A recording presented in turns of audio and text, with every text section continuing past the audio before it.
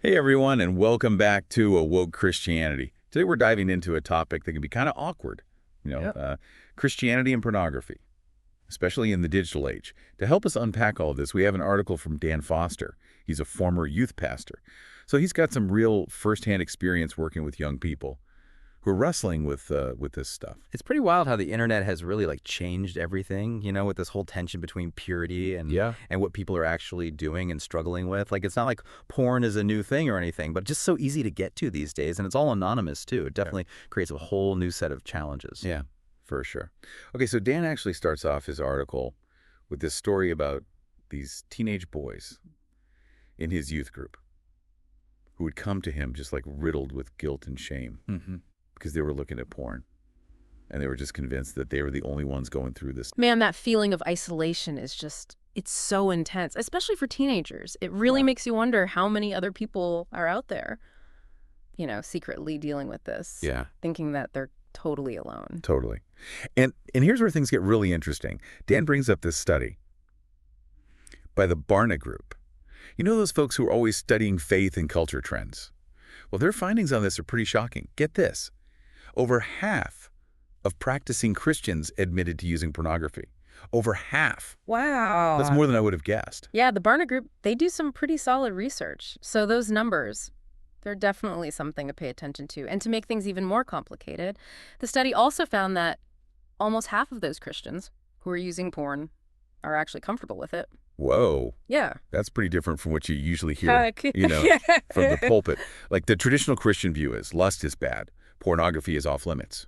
But these numbers are saying that there's a big disconnect between what's being taught and that what Like- people are actually experiencing. Yeah, and what's interesting is the Barna study actually quotes someone who said, "I know it's wrong, I feel guilty after I watch it, but I just keep going back." Like that shows a real internal struggle. Definitely.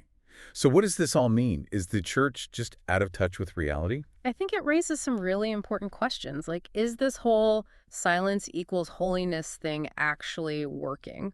Or is it just driving people into more secrecy and shame instead of offering some kind of path to healing and wholeness? That's a good question. Yeah. And that leads us to the big question that Dan Foster asks in his article. Is porn okay? Ooh, that's a question that will definitely start some conversations, both inside and outside the church. But it's a question we need to be willing to wrestle with if we want to really try to understand sexuality in this digital age in a more honest and compassionate way. I think so too. Well, before we dive into that, let's take a quick break and we'll be right back to unpack all of that. Yeah, it really makes you think about all the messages we get about porn, even outside of a religious context. Right. Like you hear people say, it's no big deal. It's just entertainment or a way to blow off steam or even explore your sexuality. Yeah. But then you have other people saying it's addictive Yeah. and that it sets up these unrealistic expectations and that it can mess up your real life relationships. Yeah, and that's where the whole Christian perspective adds another layer. The idea that sex is sacred. Hmm. And it's supposed to be within marriage and all about love and commitment. That clashes pretty hard with the way porn usually portrays things. Yeah, it does. It's like we talk about our bodies being temples Mm-hmm. and sex being a gift.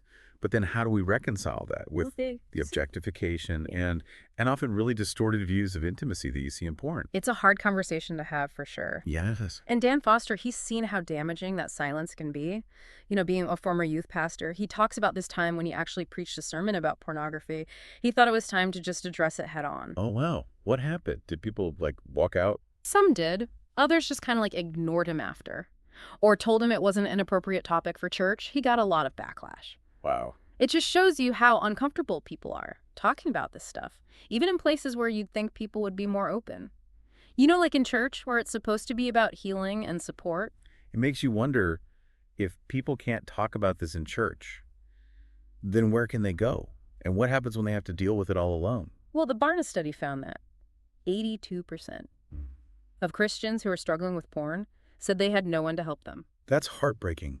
It really is. It's like the church is so focused on telling people what not to do that they forget about the people who are actually hurting. It's like they're missing this huge opportunity to offer grace and guidance and real support. I think Dan Foster is right when he says the church needs a totally different perspective. It's got to move away from shame and silence and be more open and honest. So instead of just saying, don't do it, we need to be talking about why people turn to porn in the first place, what needs it might be fulfilling, and what some healthy alternatives might be. Exactly. It's about recognizing that these struggles are real and that people in the church are dealing with them, whether we talk about it or not.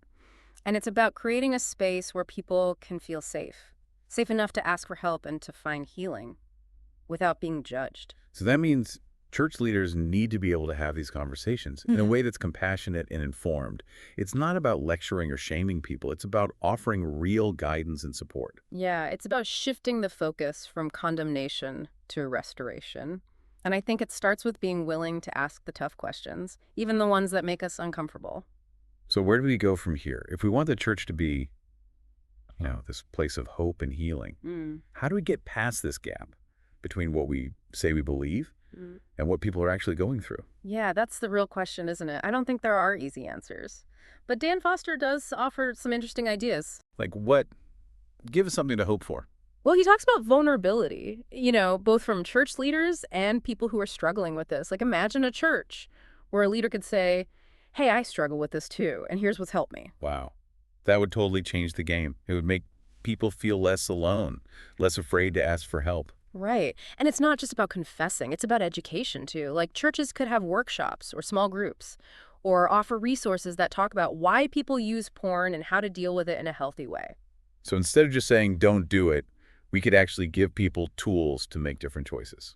I love that. Yeah. And remember that stat from the Barna study, the one that said 82% of Christians struggling with porn feel like they have no one to turn to?